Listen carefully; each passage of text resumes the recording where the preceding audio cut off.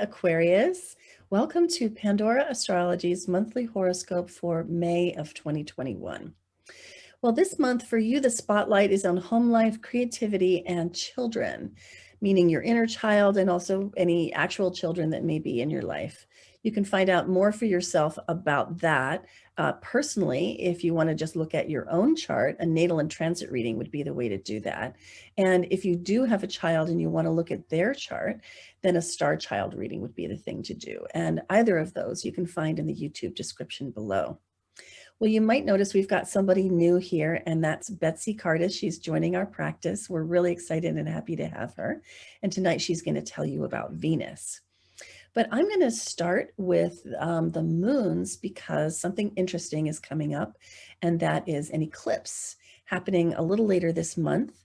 But I want to start with the first moon of the month, which is on May 11th. And that is a new moon in Taurus, right here in your fourth house. Now, the moon loves to be in the fourth house. It's the arena that the moon rules. It covers home and family, domestic life, heritage, and roots. And the moon also loves to be in Taurus too. And that's because Taurus is very stabilizing and very grounding, and the moon is very emotional and moody. So the moon does really well there. And when the moon and the sun get together in a new moon, there's this feeling of new beginnings, fresh starts, planting seeds. So doing that in your home life would be a really good idea, especially towards the beginning of the month, while there's such a gathering of planets in the sign of Taurus in that fourth house of yours. We're calling this one the lotus in the swamp because Pluto, the swamp, is assisting and supporting and helping that moon in Taurus by trining it. The lotus is the peacefulness and tranquility, sort of like, sitting in Zen meditation of that moon in Taurus. So a little bit later in the month is when we have our eclipse. And that happens around May 26, and you can see it here.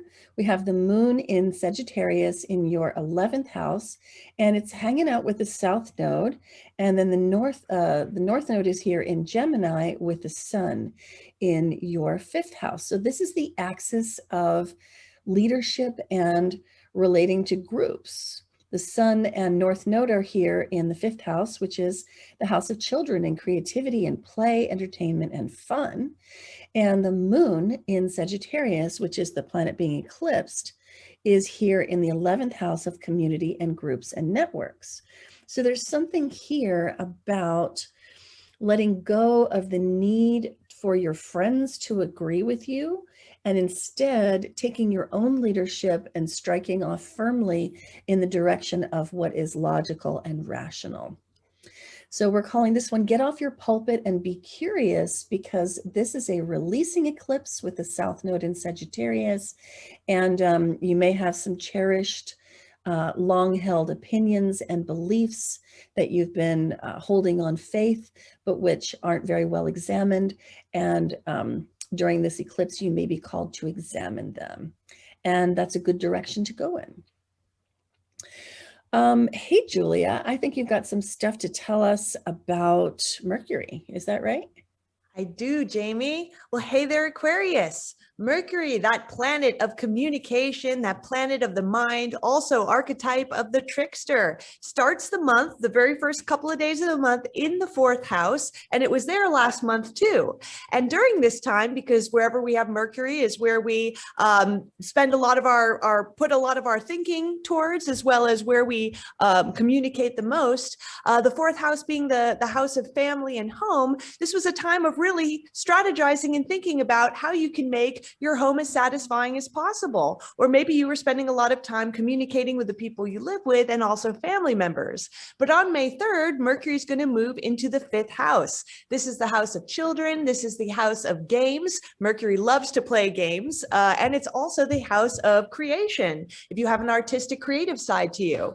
Mercury also rules the hands. So this is a wonderful transit for creating with your hands. If you like to do any types of crafting or, just really get in there there and sculpt something.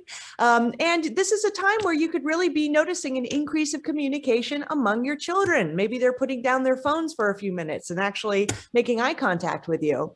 The next planet I want to talk about is Mars, the planet of action and activity. It's going to be in the sign of Cancer all month, which is your sixth house.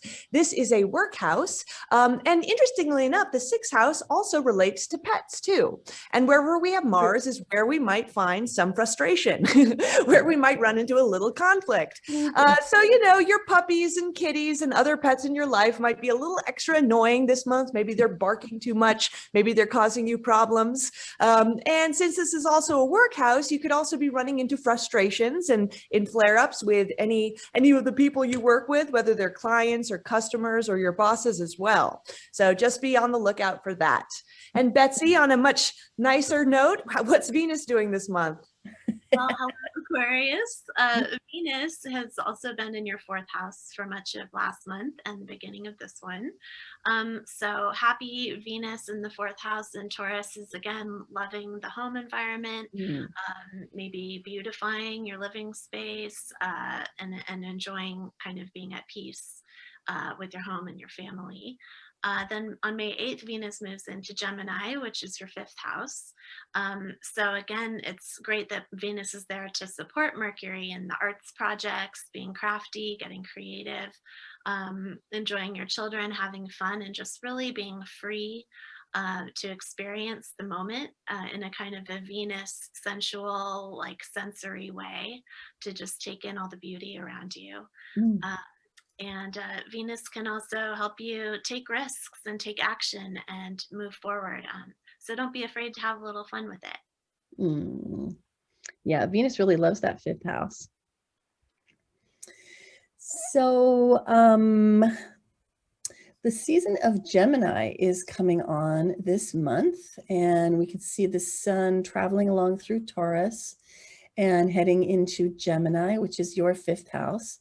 And this is just part of the general migration of planets through Taurus in your fourth house and gathering in your fifth, which is the house of creation, recreation, and procreation, creativity and play and fun and entertainment. And this is a house of love affairs. So, you know, springtime, young man's fancy, thoughts of love, and other things. This could be a pretty fun transit for you. And the season of Gemini is just so delightful. You know, it's when the birds are flying around and the butterflies are landing on the flowers and the bees are buzzing and all the little animals are moving, and it has all that mobility and mutability and a lot of creatures of the air too.